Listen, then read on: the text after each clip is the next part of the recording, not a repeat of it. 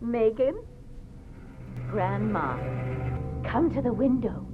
But I'm not supposed to. It's okay. I won't tell. Do you promise?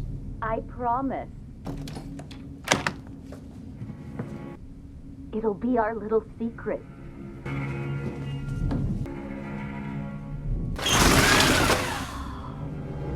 Megan, what are you doing? I've missed you so much. Baby, please. I'm so lonely. She's not your grandma. Maybe I can come in.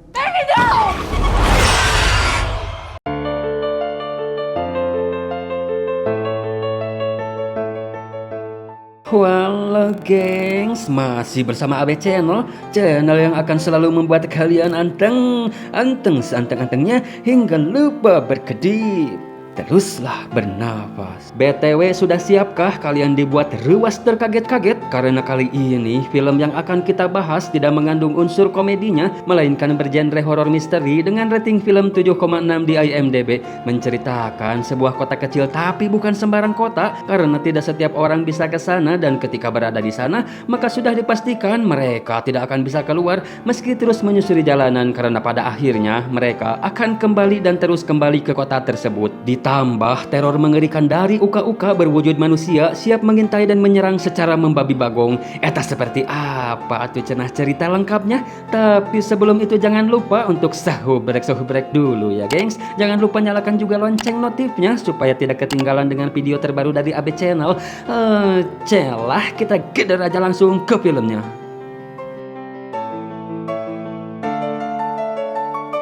Kisah diawali dengan Mang Ade Cincau yang sedang menjajakan dagangannya.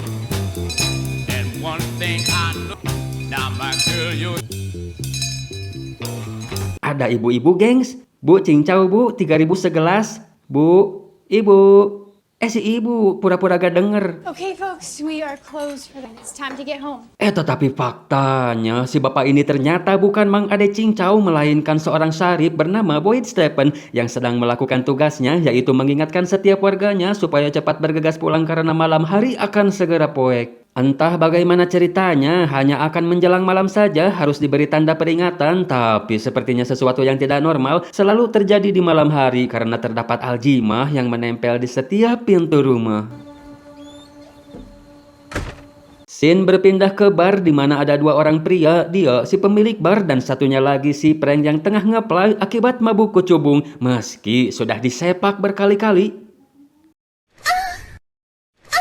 Si prank yang tidak kunjung sadar, dia pun meninggalkannya sendirian di sana. Sementara hari sudah semakin poek, terlihat keluarga si prank yang sedang merasakan rasa hariwang karena si prank yang belum juga pulang dikarenakan malam semakin poek, dan si prank tidak kunjung datang juga. Si Lauren menyuruh anaknya untuk duluan masuk ke kamar. Namun setelah dia di sana, si Megan mendengar suara dari luar yang mengaku itu adalah neneknya supaya mendekat dan membukakan jendela karena sudah kangen. Come to the window. But I'm not supposed to. It's okay. I won't tell. Do you promise? I promise. It'll be our little secret.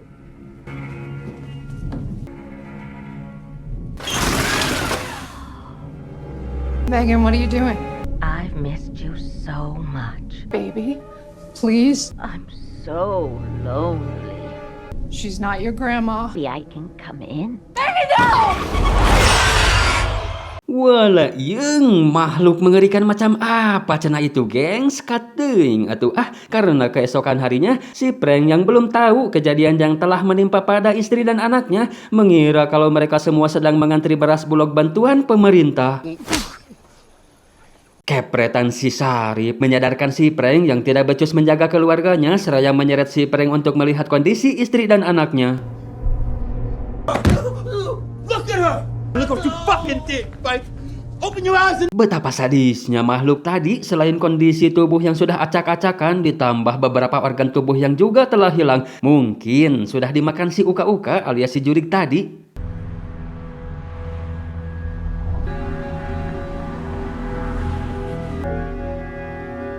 Scene berpindah pada satu keluarga yang terdiri dari kepala keluarga bernama Jim, si mamah bernama Tabitha, beserta kedua anaknya bernama Julie dan Ethan. Mereka sedang dalam perjalanan hendak mudik ke kampung halamannya si mamah, dan itu adalah pertama kalinya mereka berkunjung ke rumah orang tuanya si Tabitha. Namun di tengah jalan, mereka mendapati pohon tumbang yang menghalangi jalan saat semua sudah turun untuk melihat apakah ada cara untuk menyingkirkan pohon tersebut supaya mereka bisa lewat. Tapi tiba-tiba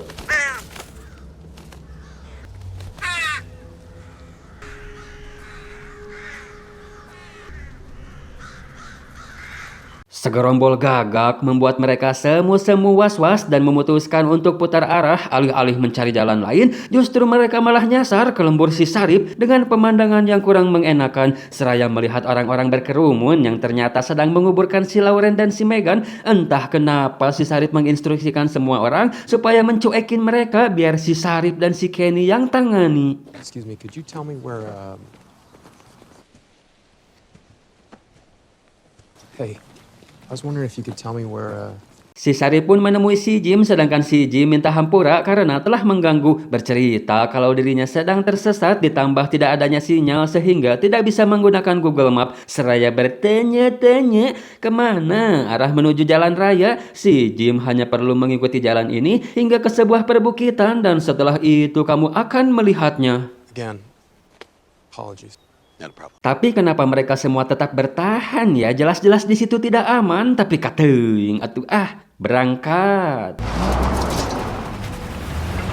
Selagi mengikuti arahan menuju ke jalan raya, alih-alih menemukan jalan raya, justru mereka malah kembali ke tempat tadi, mengira kalau si Jim mungkin salah belok dan terus mengikuti jalan dan lebih fokus lagi menyetir. Alhasil mereka tetap kembali dan hanya berputar-putar saja di sana. Faktanya, dua orang penduduk lokal yang melihat mereka sedang muter-muter, itu juga pernah mereka rasakan, berharap segera menemukan jalan keluar yang tidak pernah mereka temukan sampai saat ini. Dan itu merupakan awal dari bagian terburuk. Wah, ternyata semua orang yang berada di sini bukan tidak mau meninggalkan kampung ini, gengs, melainkan mereka semua juga adalah korban. Si Sarip merasa kalau inilah waktunya untuk memberitahu mereka dengan memasang spike strip untuk menghentikan mobilnya, dan ini juga alasan kenapa mobil-mobil di sini banyak bala locor. Si Jim yang sedikit emosi mencoba berputar arah dengan harapan bisa menemukan jalan keluar, memacu mobilnya dengan kecepatan tinggi. Bukan jalan keluar yang mereka dapatkan, melainkan sebuah kecelakaan yang hampir bertabrakan dengan orang yang juga baru terjebak.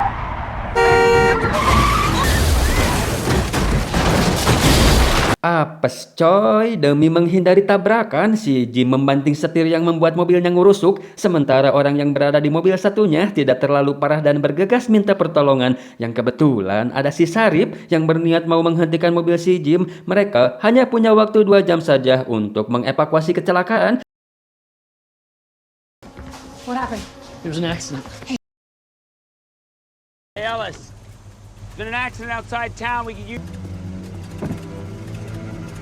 Ternyata setelah si Sarip tiba di mobil minibus tadi terdapat 2 orang, namun yang satunya ini dalam keadaan mabuk dan menyancangnya dengan borgol supaya tidak ngarudetkeun. Sedangkan si Jim beserta keluarga, sepertinya beberapa di antara mereka mengalami luka serius. Yang tidak lama dari itu, si Sarip datang mengevakuasi terlebih dahulu yang mudah untuk dievakuasi. Syukur alhamdulillahnya mereka semua masih hidup, sementara si Toby dirawat di township orang tuanya si Kenny, di mana ayahnya si Kenny tidak menyukai dia karena telah membuat kekacauan. You should get down there. Looks pretty bad. Careful. Kembali ke evakuasi meski semua selamat, tapi kabar buruknya butuh waktu setidaknya 1 jam untuk mengevakuasi si Ethan karena keadaannya yang tercucuk ceker meja. Sementara waktu mereka hanya tersisa 40 menit, yang mau tidak mau mereka harus menantang maut untuk bisa menyelamatkan si Ethan sambil menunjukkan aljimah, penangkal makhluk peneror yang mengerikan alias si Uka-Uka Tea. It'll work. Kembali ke si Toby yang sedang dirawat oleh si Sarah. Si Sarah ini karyawannya orang tua si Kenny ya geng, seraya menenangkan si Toby yang meskipun keadaan sedang tidak baik-baik saja, tetapi tiba-tiba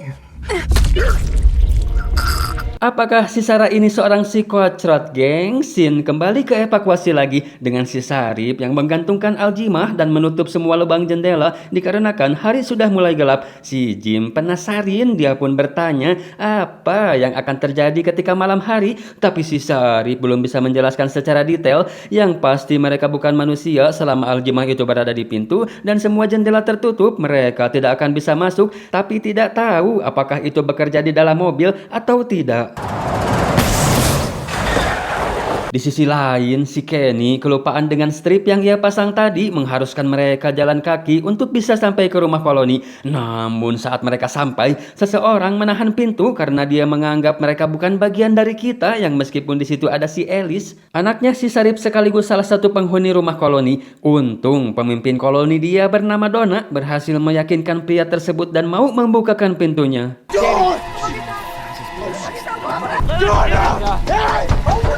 Don't you recognize me? Berhasil selamat, tapi keluarga si Jim dipaksa harus menjalankan prokocot rumah koloni dengan cara mengikat mereka sementara evakuasi berlangsung. Makhluk yang dikhawatirkan si Sarip pun akhirnya muncul juga.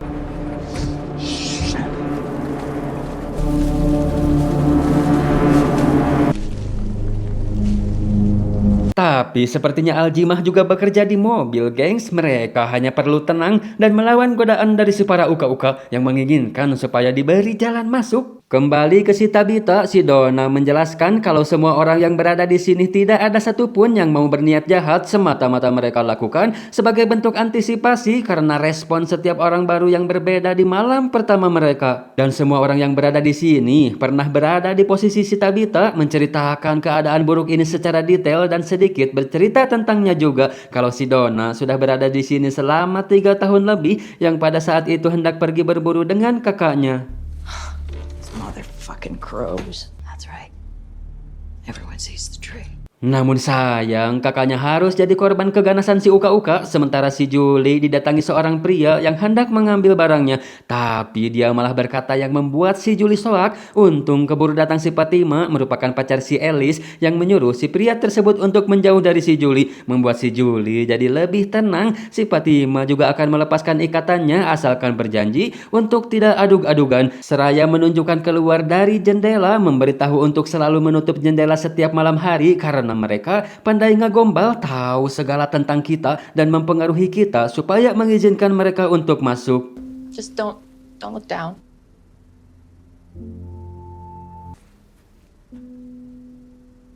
Si Ethan sudah dalam kondisi yang semakin baik, tapi si uka-uka mencoba mempengaruhi Bu Dokter yang seketika menjadi panik riweuh en paciweuh, yang untungnya dapat ditenangkan oleh si Sarip. Breathe.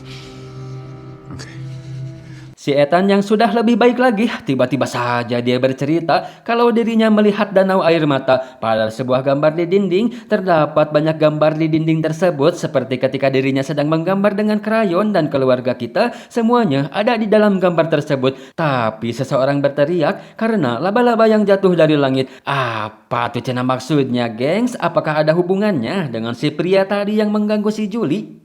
Kembali ke si Sarah, entah sadar atau tidak, dia yang menyesalkan atas perbuatannya justru malah kembali menyakiti si Toby.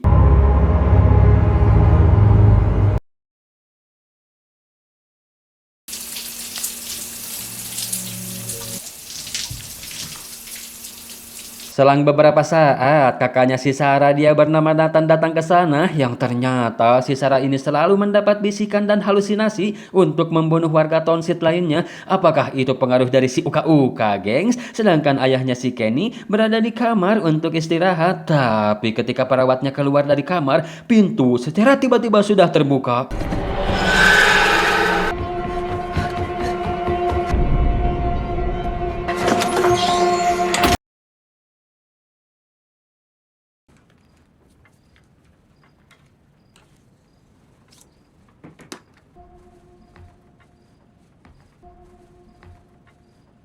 So how's this work? Oh God, Jim, no, no. Hey. Ternyata itu hanya mimpi buruk si Christy dan hari pun sudah mulai caang kembali. Ditambah jemputan juga yang sudah datang.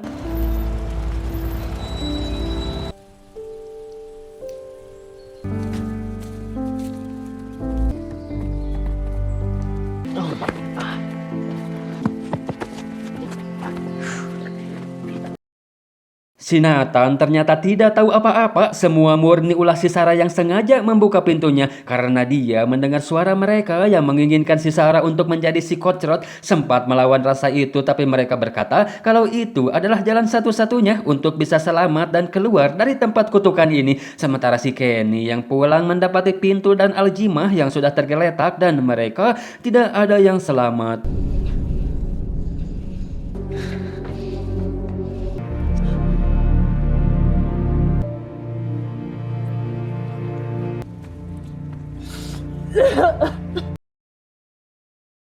Singkat cerita, si Kenny yang sedang melampiaskan kekesalannya dengan menebang pohon didatangi si Sarip yang khawatir dengannya kalau si Kenny hanya membutuhkan beberapa potong kayu untuk membuat saung-saungan seraya pergi dengan memberikan sesuatu pada si Sarip. I think we're running out of spaces on the board, Sheriff.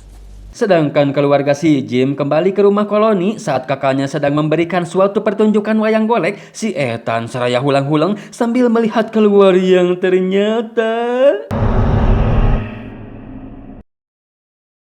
Setelah melewati malam yang panjang dan penuh ketegangan, terlihat si Sarip yang sedang galau bukan putus cinta atau di PHP-in petir si aki-aki, melainkan hari penghakiman terhadap si Frank sudah tiba waktunya. Insiden yang menewaskan istri dan anaknya Thea, gengs, membuat si Frank dinyatakan bersalah karena telah lalai. Si Sarip seraya menawarkan permintaan apa saja yang si Frank mau karena bisa jadi itu adalah permintaan terakhirnya.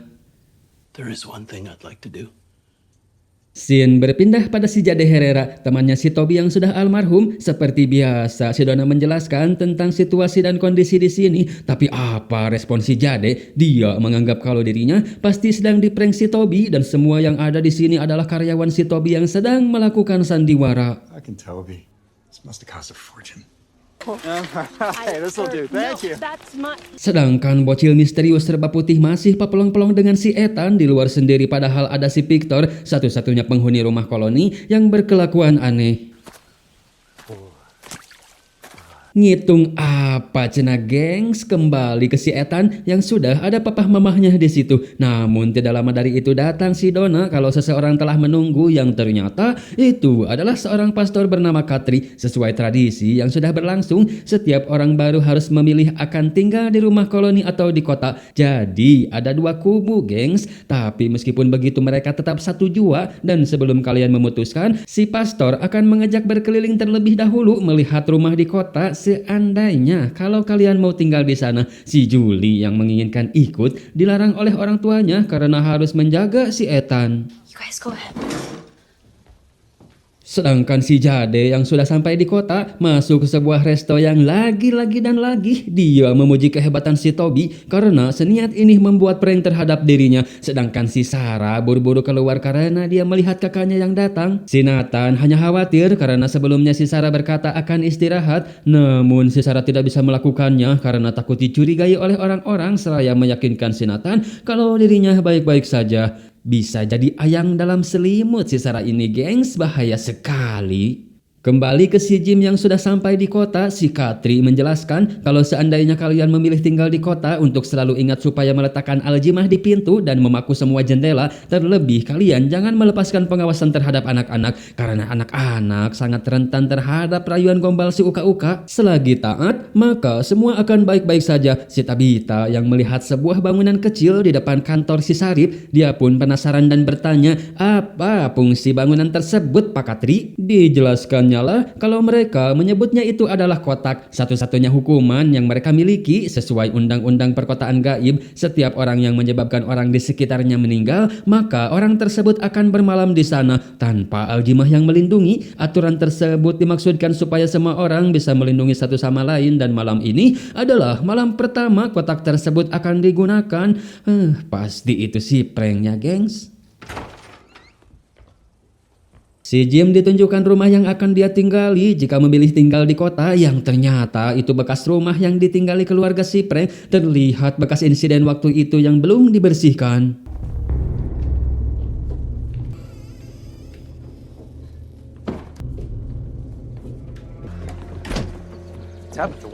Itu membuat si Tabita seel dan semu-semu was-was untuk tinggal di sana. Tapi si Jim meyakinkan si Tabita selagi kita mengikuti aturan, kita akan baik-baik saja dengan menceritakan sedikit waktu kejadian dia berada di mobil. Kalau mereka para uka-uka mengerumuninya di sana dan mendengar mereka berisik dan mengetuk kaca yang sampai saat ini masih terngiang-ngiang, itu semua nyata dan kita semua memang benar-benar terjebak, hanya bisa berusaha melakukan yang terbaik supaya tidak berakhir seperti mereka. Sedangkan permintaan terakhir si Frank yaitu mengunjungi tempat favorit si Megan dan minta si Sarip supaya menguburkannya di samping istri dan anaknya. Alright, little guy, give that a try and let me know how it feels. Si Ethan dibuatkan tongkat oleh si Alice supaya tidak bete berada di dalam terus, yang secara tidak kanyahoan saat si Ethan berjalan-jalan bertemu dengan si Victor yang masih berkelakuan aneh. Melihat si Ethan berada di situ, dia pun menegurnya kalau bocil seharusnya berada di kamar saja. Si Ethan berkata kalau dirinya sedang mencari seseorang. Dia selalu berdiri di sana tapi tidak pernah menemukannya berada di dalam, membuat si Victor semu penisirin. Tapi keburu datang si Julie yang akhirnya melarang si Ethan untuk berinteraksi dengan si Victor. Sedangkan si Jade masih terus mencari si Toby, menemukan semacam bunker, mengira kalau si Toby bersembunyi di sana.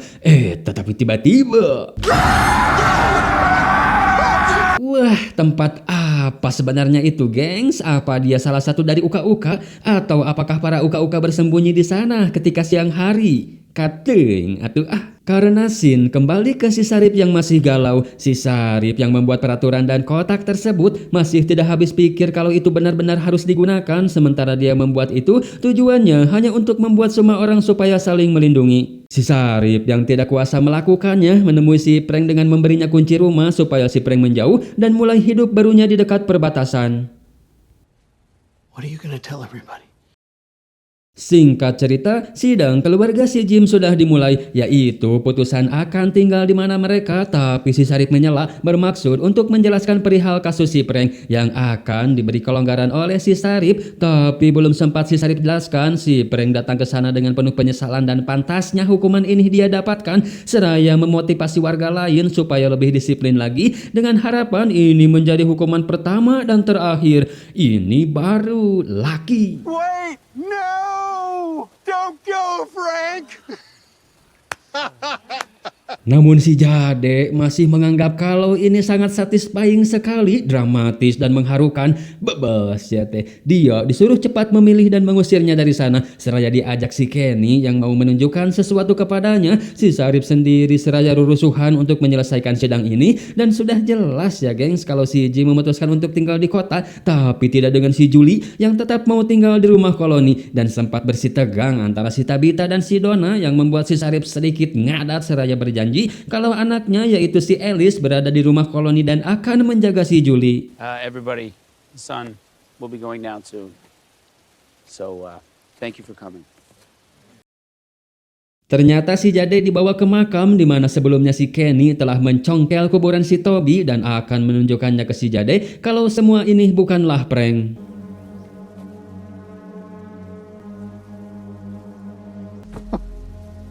Oh God, Jesus. Oh God. Singkat cerita, malam penghakiman pun tiba. Si Frank sebelum masuk berpesan supaya si Sarip bisa menyelamatkan dan membawa semua orang pulang ke rumah masing-masing. I'm ready.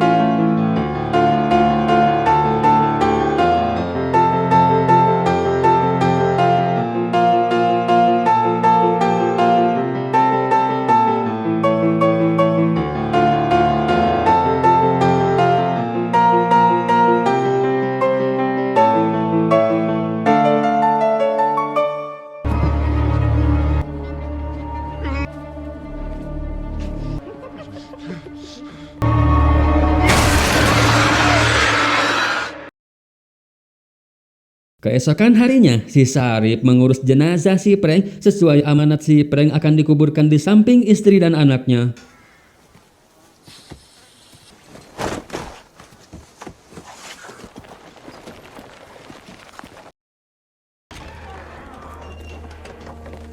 Di bawah flashback pada saat si Victor pertama kali sampai ke sini yang merupakan orang paling lama berada di sini karena dari bocil seumuran si Ethan hingga jebrok dia masih tetap bernapas yang kala itu terselamatkan oleh bunker, sementara si Victornya sendiri dengan tiisnya sedang melukis si Julie yang sedang bobo. You know how sometimes you dream and you forget? Later you start to remember and you realize that it wasn't a dream and that all of it maybe really happened. You can keep it if you want. Saddle up, partner. Let's go get some pancakes. I'm going to unpack. Just organize our stuff. Kali pertama mereka mengunjungi restoran disambut oleh si Sarah dengan dibumbui sedikit perkenalan, sementara si Jade setelah melihat jasad si Toby, dia pun menunjukkan bunker itu yang setahu si Kenny di dalamnya tidak ada apa-apa dan memang jelas di sana tidak ada apa-apa. Bisa saja si Jade waktu itu halusinasi, meskipun sudah dijelaskan si Kenny hanya menganggap itu hal wajar karena hari pertama berada di kota ini sangatlah berat sekali. Kembali ke si Ethan yang ditinggal sebentar ke belakang oleh si Jim, secara tidak sengaja datang juga ke situ si Victor melanjutkan percakapan yang sempat terputus tentang seorang bocil misterius Thea yang ternyata si Victor juga pernah melihatnya sambil meyakinkan apakah bocil yang dia lihat sama atau tidak dengan yang si Ethan juga lihat. Namun lagi-lagi obrolannya terhenti karena si Jim yang tidak suka kalau anaknya dekat-dekat dengan si Victor. Dad! Don't come here. Dad, stop! What are you doing? Why'd you do that? Dad! Sepulang ke rumah si Ethan yang semu-semu kecewa minta si Jim supaya meninggalkannya sendiri. Namun si Victor sepertinya malah neteli seraya sengaja datang ke rumah si Ethan dan mengajaknya pergi ke hutan karena ada sesuatu yang mau dia tunjukkan. That's better. Si Tabitha sendiri tidak sedang di rumah, dia menemui si Julie mengajaknya untuk tinggal bersama supaya anteng bersama dan baru terungkap kenapa si Julie lebih memilih tinggal di rumah koloni. Selain kedua orang tuanya yang tidak bisa move on dari si bungsu bernama Thomas yang sudah almarhum, si Julie juga mengetahui tentang rencana perceraian mereka. Kembali ke si Ethan yang sedang apruk-aprukan, si Victor bercerita kalau dirinya sudah lama tidak melihat lagi anak misterius itu dan beranggapan kalau itu hanya halusinasi saja. Namun setelah si Ethan juga melihatnya membuat si Victor yakin kalau si bocil misterius itu nyata dan dia langsung menampakkan dirinya. Namun tidak mereka ikutin karena ada sesuatu yang mau si Victor tunjukkan, yaitu sebuah pohon besar yang berlubang. Si Victor menandai batu yang akan dia lempar ke lubang pada pohon.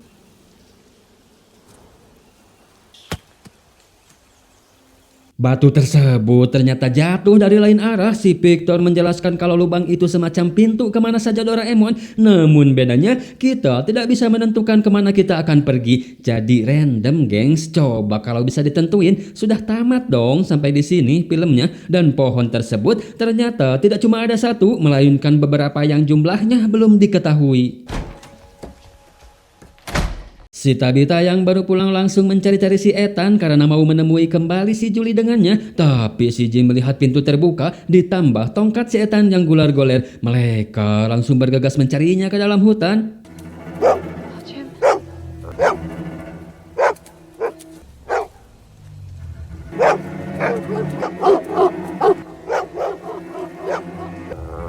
Jim. Membuat emosi si Jim semakin memuncak karena si Victor yang tidak menggubris peringatannya waktu itu. Namun si Jim juga tidak bisa berbuat banyak karena si Victor yang memegang pistol. Jim, let's go. Yes, I can. Jim.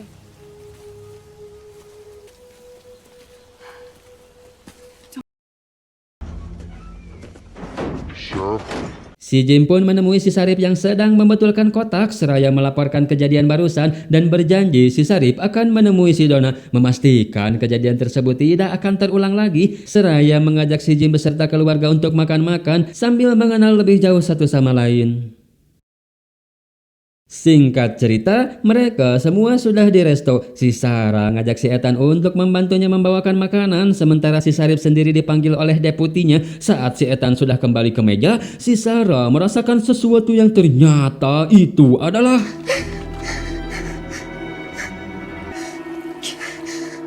seperti itu ternyata cara si Uka-Uka memerintah si Sarah. Namun sepertinya si Sarah sedikit melawan hingga menyebabkan dirinya kejang-kejang. Hey. Sarah! Oh, no. Okay, grab her arm. Okay, come on. Sementara di sisi lain si Victor kembali dengan kelakuan anehnya membuat beberapa lubang kuburan di halaman koloni yang ditegur si Donna kalau perbuatannya membuat orang-orang ketakutan.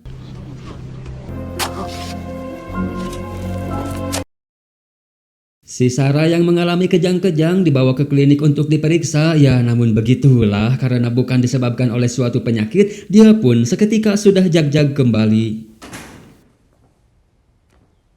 Si Sarip yang menyaksikan dua orang kejang-kejang di depan matanya, dia pun bertanya-tanya mungkinkah indikasi kejang-kejang ini diperoleh dari reaksi fisik terhadap tempat ini. Jika pertanyaan itu muncul sebelum si Christy berada di sini, jelas jawabannya tidak mungkin. Dan apa yang setelah mereka lihat, ditambah setiap orang yang kejang tidak pernah memiliki riwayat kejang sebelumnya, tidak menutup kemungkinan bahwa tempat inilah memang sangat misterius. Singkat cerita, malam pun tiba. Si Sarah yang meskipun sudah jag-jag tapi belum diperbolehkan pulang setelah melihat perkembangannya hingga besok. Seraya bertanya, seandainya ada sesuatu hal yang bisa membuat semua orang keluar dari tempat ini, apakah kamu akan melakukannya meski harus melakukan hal yang sangat buruk? Jelas itu pertanyaan yang membuat si Christy semunga hulang seraya menjawab apapun akan si Christy lakukan meski hal buruk sekalipun, tapi dengan catatan semua orang bisa keluar dari tempat ini. Wah, secara tidak langsung si Sarah ini minta pendapat si Christy untuk menghabisi si Ethan, gengs.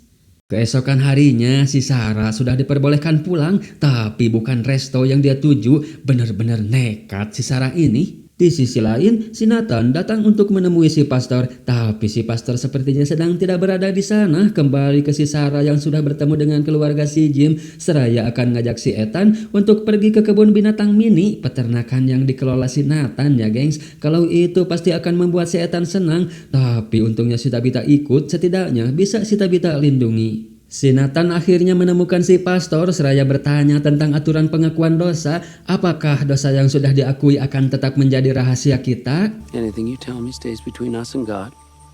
Mereka sudah sampai di peternakan, sementara si Ethan sedang anteng. Si Sarah ngajak si Tabitha ke gudang karena mau menunjukkan sesuatu. Setelah berada di gudang, itu hanyalah sebuah alibi untuk menjebak si Tabitha supaya si Sarah bisa dengan tenang untuk menghabisi si Ethan. Nathan? Betapa kaget terheran-herannya si pastor setelah mendengar cerita si Ethan seraya akan pergi ke kota karena keselamatan orang-orang di kota sedang terancam. Mereka akan menjemput si Sarah di resto, namun si pemilik bar yang sedang mukbang memberitahu si Nathan kalau dia melihat si Sarah dengan keluarga si Jim pergi menuju ke peternakan. Sarah! Sebenarnya hati si Sarah ini tidak mau melakukan itu ya gengs, tapi kembali ke Sikon, pengaruh kuat si Uka-Uka dengan iming-iming bisa keluar dari tempat ini. Ditambah ini katanya adalah tumbal terakhir, membuat si Sarah harus melakukannya. Sempat dicegah kakaknya yang baru tiba, namun yang terjadi wala yung pisau bedah yang si Sarah ambil dari klinik membuat jalur nafas si Nathan terputus dan tidak bisa terselamatkan. Sarah! Ethan! Hey! Hey! What's wrong? Jim, let me in!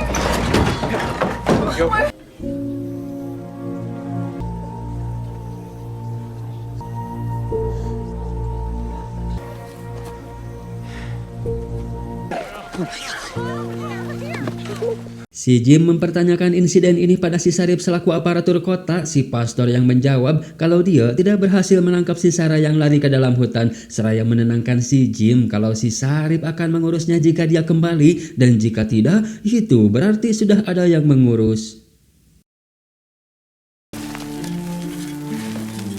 Saat sedang menguburkan si Nathan, si Sarip membahas Aljimah yang bekerja di mobil. Si Sarip merasa itu seperti isyarat kalau Aljimah juga bisa melindunginya ketika berada di dalam hutan dan sudah memutuskan akan pergi ke hutan lebih jauh lagi dengan harapan bisa menemukan jalan keluar. Tapi itu dapat penolakan dari si Kenny karena dia merasa itu tidak ada gunanya kecuali si Sarip mau cepat-cepat meninggoy. And I'm gonna see. Hey. Di sisi lain, si Jade yang entah dari mana dia mendapatkan radio itu. Jadi si Jade ini merupakan seorang ilmuwan ya gengs. Scene berpindah ke si Jim yang sedang membongkar kabel, menemukan suatu kejanggalan karena kabel-kabel di sini yang tidak memiliki kawat. Secara logika, lampu-lampu yang berada di sini seharusnya tidak bisa menyala. Roller coaster guy. Si Jade yang secara tiba-tiba datang ke sana, ternyata dia juga telah mengetahui kabel yang tanpa kawat. Dia punya ide brilian dengan sebuah radio yang selalu dia tentengnya. Sedangkan si pastor yang sudah selesai melakukan khutbahnya, dia pun pergi ke basement yang ternyata... Walah, si pastor sudah membohongi semua orang, tapi itu dia lakukan untuk melindungi si Sarah supaya tidak berakhir di dalam kota karena si pastor merasa ada sesuatu yang harus digali dari si Sarah. Seraya minta si Sarah supaya menceritakan suara-suara aneh yang dia dengar. Kalau mereka sebenarnya sama seperti kita, sama-sama terjebak di tempat terkutuk ini dan sudah lama menunggu seseorang yang bisa mendengar mereka supaya bisa membantu mereka untuk melarikan diri dari sini. Sebagai imbalannya, mereka juga akan membantu kita supaya bisa keluar dari sini. Tapi kalau benar begitu, seharusnya si para uka-uka tidak meneror mereka dong. Dan satu-satunya alasan kenapa si Sarah percaya itu karena mereka selalu memberitahu apa yang belum orang ketahui. Seperti saat diberitahu akan kedatangan dua mobil, yaitu keluarga si Jim dan si Jade. Si pastor yakin kalau si Sarah terhubung dengan tempat ini. Sebelum menceritakannya ke si Sarip, kita harus punya bukti yang menunjukkan kalau si Sarah ini spesial. 3 berarti telurnya si Sarah ini. What is it? What? Bukti tersebut langsung ditunjukkan si uka-uka pada si pastor dengan sebuah gambar dan mengatakan kalau mereka memperhatikan si pastor ketika tiba pada saat si pastor mengubur tasnya. This is it. This one right here. Sementara si Jade dan si Jim pergi ke bukit ke suatu pohon yang setelah diriset merupakan lokasi yang paling tinggi untuk meletakkan antena setinggi mungkin supaya bisa mendapat sinyal radio karena sinyal radio bekerja secara aneh. Alright, pass me up the cable. Tapi ketika si Jim sedang manjat, si Jade kembali berhalusinasi dengan banyak mayat yang tergantung di sana dan melihat simbol itu lagi serta orang yang mirip si Sarip terus menembakinya.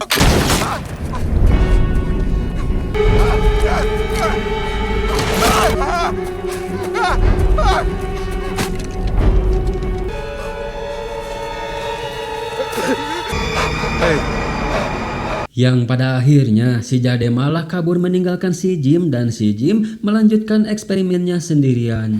Hello? Is anybody out there? Sementara si Tabitha bersama si Ethan mencoba menciptakan permainan baru, yaitu mencari sebuah harta karun. Si Jade yang kabur dari si Jim pergi ke resto melukis simbol yang selalu muncul dalam halusinasinya, yang ternyata simbol tersebut juga ada di gudang milik orang tuanya si Kenny. Oh, wait, hold on.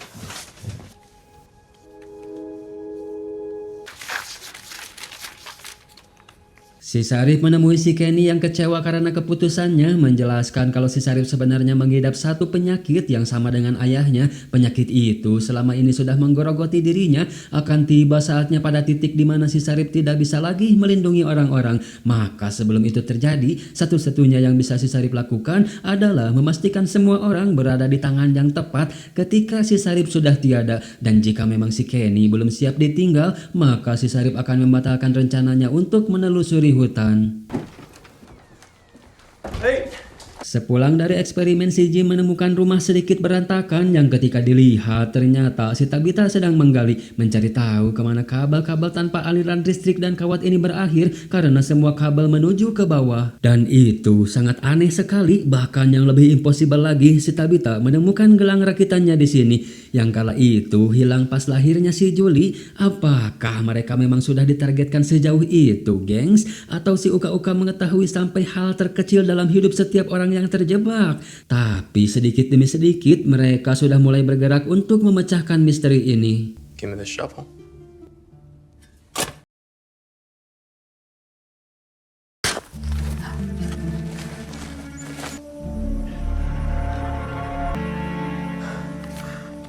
Si pastor langsung menemui si Sarip bermaksud akan menceritakan semuanya, yang kebetulan ada satu hal juga yang akan si Sarip bicarakan ke si pastor. Guess we're having a sleepover then. Sementara di rumah koloni, mereka sedang mempersiapkan sebuah pesta untuk memperingati hari anniversary kedatangan si Fatima ke sini.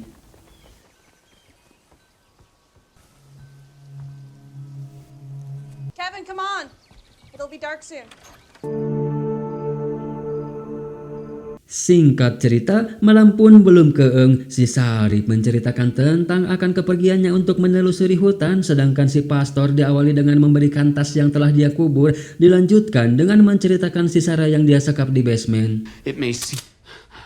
Tell me you're joking. Membuat si Sarip sedikit ngadat karena melindungi si Sarah berarti menyalahi aturan. Namun pelan-pelan si pastor menceritakan semua kejadian yang dia alami saat menginterogasi si Sarah sambil memperlihatkan gambar si Sarah yang sama dengan gambar milik si pastor. Kalau itu bukan kebetulan terjadi 5 tahun lalu dan tidak ada seorang pun yang tahu tentang gambar itu, seraya memberi saran kalau kita bertiga akan pergi bersama-sama dengan memanfaatkan koneksi si Sarah. Our dear sweet Fatima came into our lives. Celebrate a very special anniversary. Malam pun semakin larut, pesta peringatan juga sudah dimulai. Berbagai macam ucapan selamat mereka lontarkan, tidak dengan seorang bernama Kevin yang malah ngalewas begitu saja meninggalkan pesta, menuju ke kamar seorang diri dan membuka gorden kamar.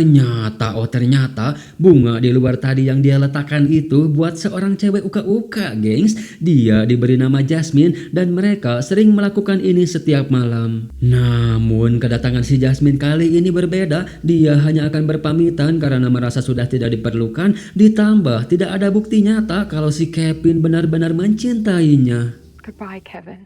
Wait. Sementara di pesta terjadi sedikit ketegangan antara si Alice yang sedang ngeplay dengan si bapak ini yang waktu itu nahan pintu. Karena tidak mau merusak pesta kekasihnya, si Alice pun memutuskan akan naik dan sedikit terbahan di kamar. Please, Neng, please jangan tinggalin Aa. Aa tidak bisa hidup tanpa Neng. Duh, Aa mah gak mikir. Neng sakit hati, bisa melihat Aa tapi tidak bisa merasakan. Setiap kesini tidak dibolehin masuk terus. Si Aa yang sudah kapalang kasemsem akhirnya membukakan jendela supaya si Neng bisa masuk untuk ngenyot si Aa. Hingga nyawanya pun ikut terkenyot. Si Julie yang tadi melihat si Fatima cucus, dia juga pengen melakukannya. Tapi si Julie yang baru balik semu malu-malu kucing, seraya untuk melupakan saja keinginannya sambil berlari menuju ke kamar si Victor. Karena orang-orang tidak akan menyangka kalau si Julie bersembunyi di sana. Kembali ke si Kevin yang sudah jadi bugang. Ya, dan itu dia si Jasmine membukakan jendela supaya rekannya sesama uka-uka yang lain bisa ikut berpesta. What are you laughing at?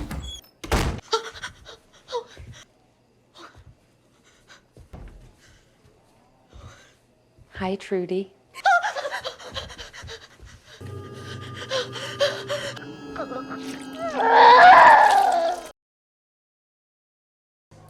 What the? Is that blood?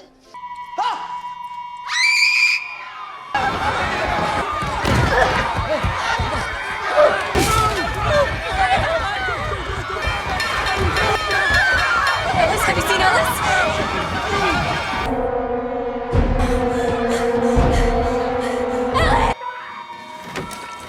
Seketika pesta pun dibuat semakin meriah dengan kedatangannya para uka-uka. Lain dengan si Victor yang ternyata dia sudah tahu hal ini akan terjadi dengan berbagai macam persiapannya untuk menyelamatkan diri seraya menggunakan tali untuk turun.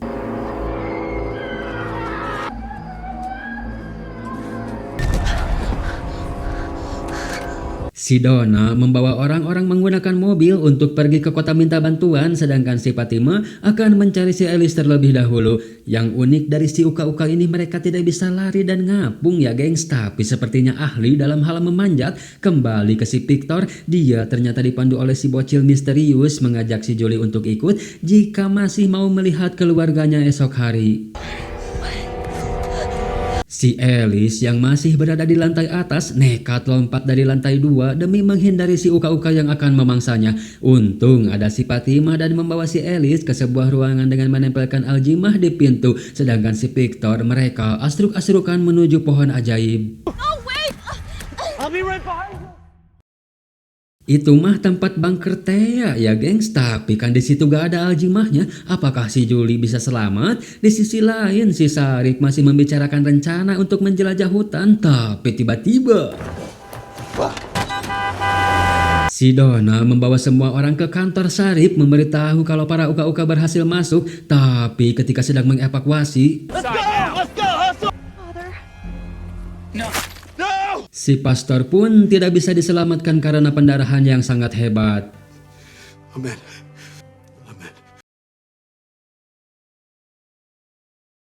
Setelah insiden tersebut, si Kenny melapor kalau orang-orang dari koloni sudah dialokasikan ke beberapa tempat. Melihat para uka-uka yang semakin agresif, sebaiknya si Sarip mengadakan pertemuan untuk mengatakan sesuatu semacam motivasi supaya para warga tetap semangat untuk bertahan. Tapi semua itu si Sarip serahkan pada si Kenny karena mulai hari ini si Kenny resmi menjadi Sarip dan akan memulai debutnya sebagai Sarip baru. Sementara si Boyd sendiri akan pergi untuk memulai perjalanannya.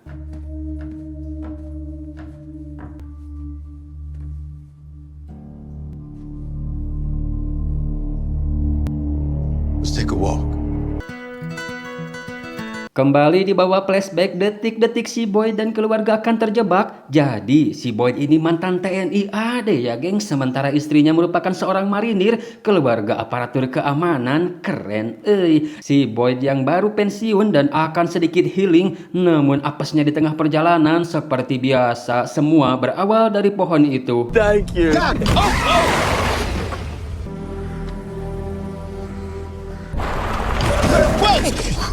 I need you to listen to me, please. There isn't much time. Back up!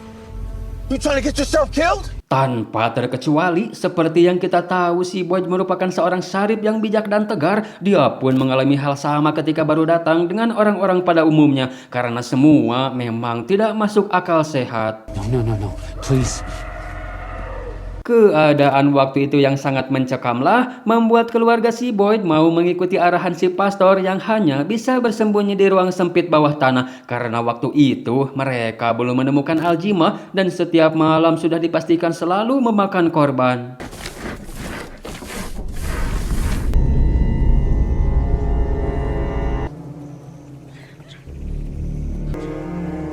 My God.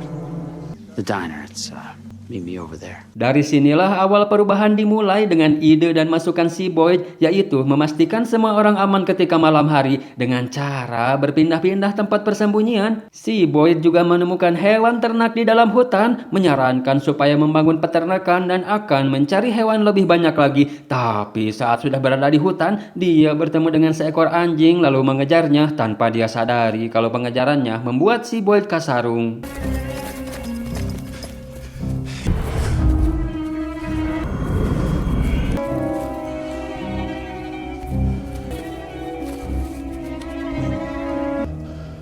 Fuck!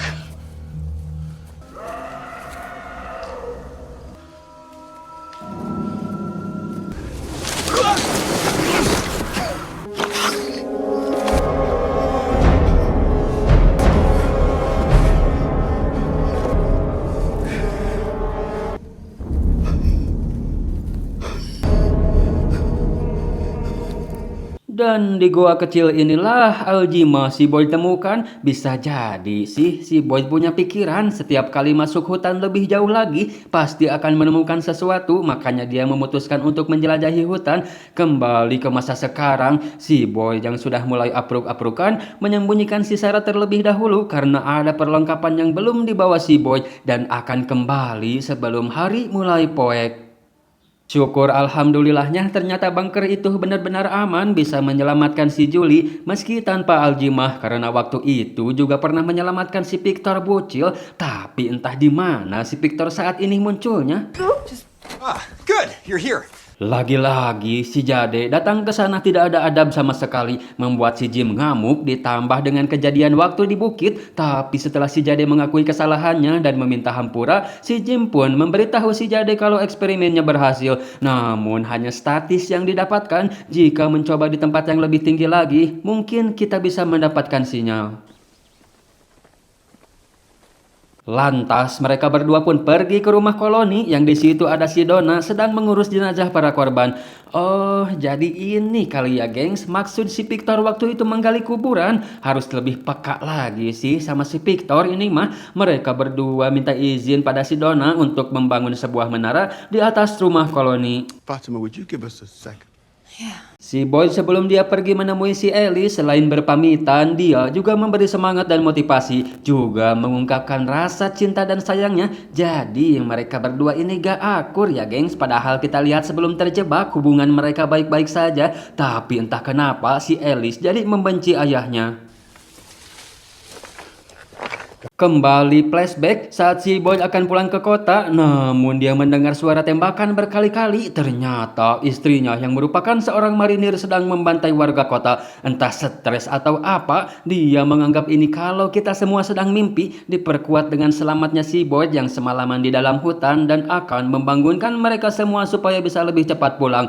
Emang pulang sih, bener, tapi krohmatullah saritem. Dan ketika anak dari ibu-ibu yang ditembak tadi datang, si marinir yang akan menembaknya juga ditembak duluan oleh si Boy, hingga dia pun akhirnya bisa pulang lebih cepat. Oh, jadi ini sih kayaknya kenapa si Alice jadi sangat membenci si Boy. Posisi yang sangat sulit sih, ditambah si Boy juga seperti yang refleks melakukannya. Kembali lagi ke masa sekarang, si Boy yang sudah siap untuk pergi ternyata diikuti si Alice yang sudah terbuka hatinya. Seraya minta maaf karena selama ini sudah menyalahkannya atas meninggalnya ibunya dan akhirnya mereka akur kembali. Sorry, Dad. I'm so sorry. No. Si Sarah malah ngucunghul. Jelas si Alice pun semu ngadat setelah melihatnya. Tapi si Boy jelaskan secara singkat dan meminta si Alice supaya merahasiakan ini. Come on, go. I love you.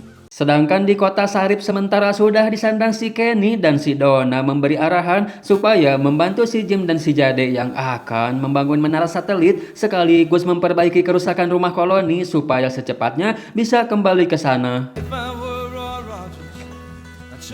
Perjalanan si Boy pun kini resmi telah dimulai. Meskipun tidak tahu mereka akan kemana, si Boy hanya mengandalkan insting Kopassusnya dan akan transit di gua kecil yang waktu itu dia menemukan Aljima. Seraya akan bermalam di sana karena perjalanan sesungguhnya baru akan dimulai esok hari.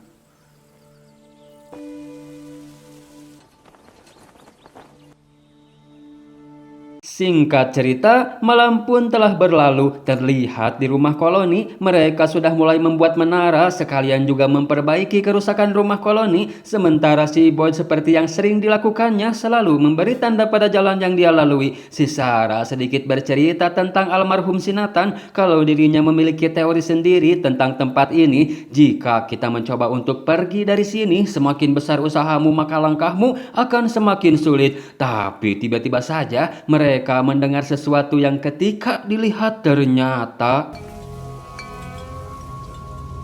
beberapa botol tergantung di sana yang setahu si Boy padahal belum ada orang yang pernah pergi sejauh ini dan di setiap botol terdapat sesuatu semacam potongan kertas. Tapi tiba-tiba si Sarah merasakan hal itu lagi, mendengar suara si Uka-Uka seraya kembali kejang-kejang.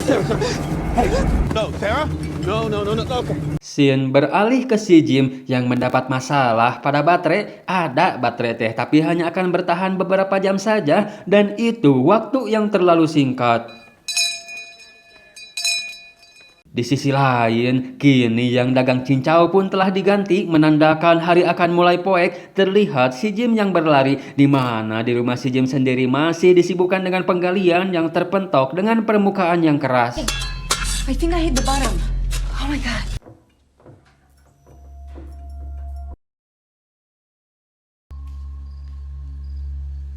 Singkat cerita, malam pun terasa menghariwangkan. Si Boyd hanya menggunakan sebuah tenda sebagai tempat berlindung dari si para uka-uka. Si Sarah yang baru tersadar memperingati si Boyd supaya menghentikan perjalanan ini karena suara yang tadi didengar si Sarah itu berbeda dari biasanya. Kalau kita tidak seharusnya datang ke sini karena hal-hal di luar sini lebih buruk daripada sekadar uka-uka.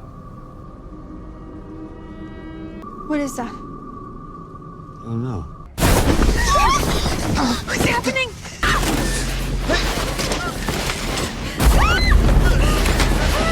Tenda yang mereka tempati seperti sedang diunek-unek. Apa yang sebenarnya terjadi, gengs? Uka-uka pun tidak mendatangi mereka. Namun tiba-tiba cahaya yang sangat terang menyoroti mereka di sana.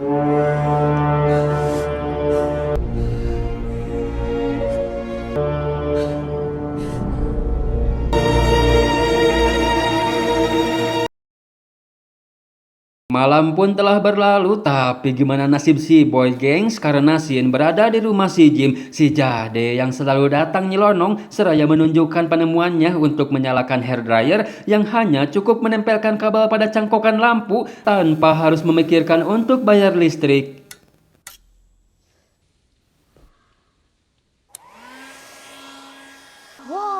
Dan itu artinya kita akan mengubah rumah koloni menjadi baterai raksasa untuk menyalakan radio. Gold star for Tika.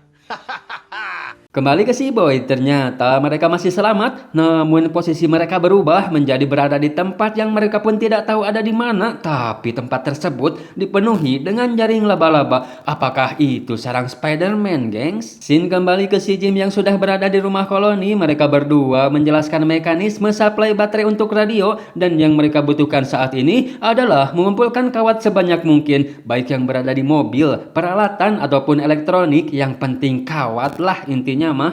Let's go people. Chop chop.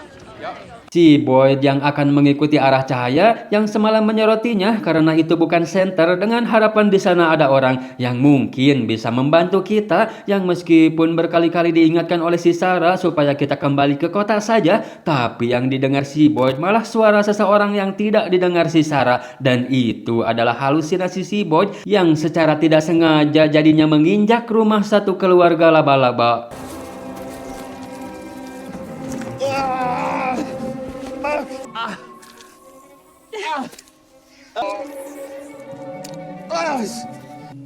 What did you see?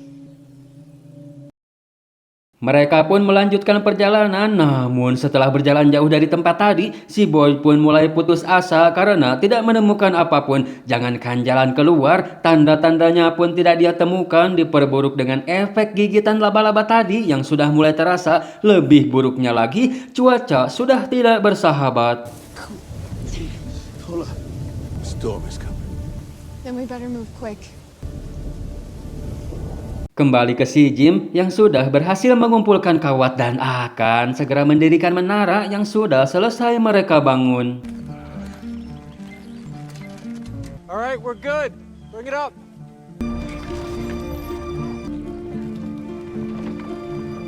Si Jim nyuruh si Jade untuk naik ke atas karena semuanya sudah siap. Alright guys, you ready up there? Come on, come on. Let her rip. Lift off! Nice and easy. All right, you ready? There we go. That's it, that's it. Easy. Slowly.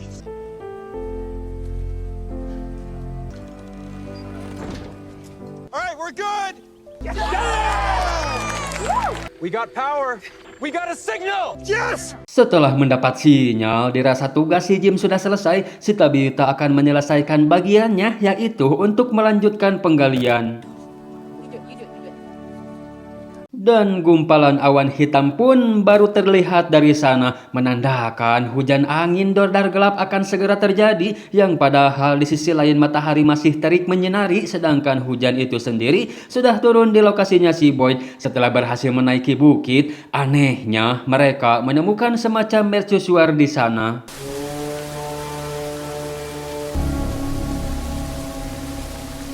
Si Jim yang sudah mendapat sinyal mencoba radionya berulang-ulang dengan terus mengganti frekuensi. Meskipun hujan sudah turun, dia pantang mundur hingga akhirnya dia berhasil menghubungi seseorang dan orang tersebut tahu nama si Jim dan juga apa yang sedang dilakukan istri si Jim.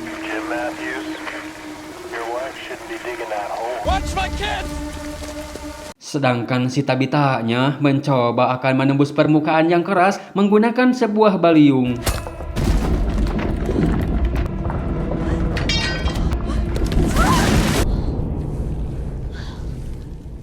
Wah, malah seperti sebuah ruangan dan kabel juga teruntai begitu saja diikuti cahaya di belakangnya yang ternyata itu adalah si Victor.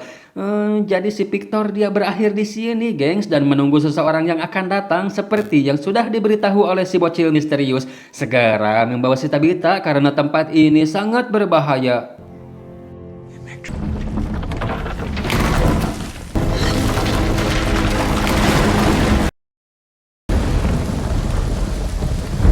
Si Jim yang sudah sampai melihat lubang galian yang sudah tertutup puing bangunan yang ambruk. Kembali ke si Boyd yang sudah semakin ripuh, mereka bermaksud akan kembali untuk memberitahu yang lain atas penemuannya tadi. Sedangkan hari sudah mulai akan poek, tapi si bocil misterius itu ada di sana dan dapat dilihat oleh si Sarah juga. Si bocil nyuruh si Sarah supaya masuk ke lubang pohon karena akan aman berada di sana.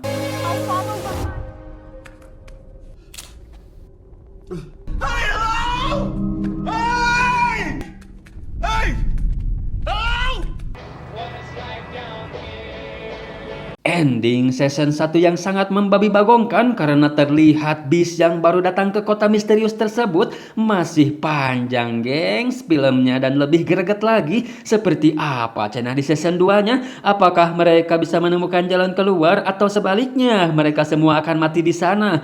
Tapi lanjut gak nih? Coba komen, ada gak yang mau dilanjutin film ini?